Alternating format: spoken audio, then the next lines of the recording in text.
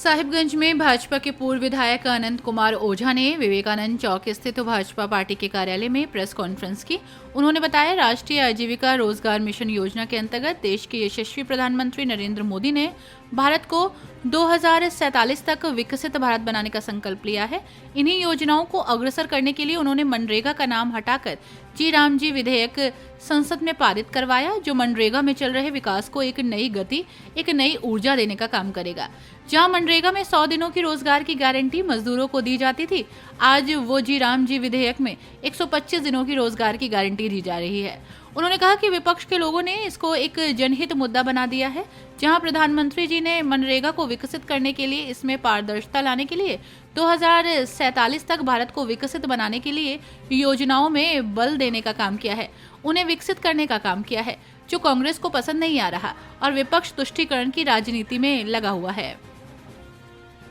साहिबगंज से सहेंद्र प्रसाद की रिपोर्ट।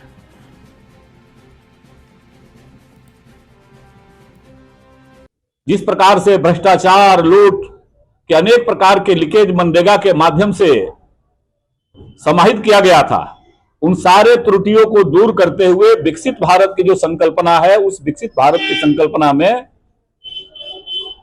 देश की संसद के माध्यम से जी राम जी संक्षेपण में कहें तो उसके माध्यम से इसको समाहित करने का काम किया था। लेकिन दुर्भाग्य है देश की राजनीति का कि श्रद्धेय अटल बिहारी वाजपेयी जी जब इस देश के प्रधानमंत्री थे, उन्होंने काम के बदले अनाज योजना शुरू किया था, और जिसको कि बाद में जब कांग्रेस की सरकार आई तो उन्होंने नरेगा का नाम देने का काम किया। और 2006 में जब चुनाव सर पर था तो पूज्य महात्मा गांधी जी के नाम के साथ जोड़ करके इन्होंने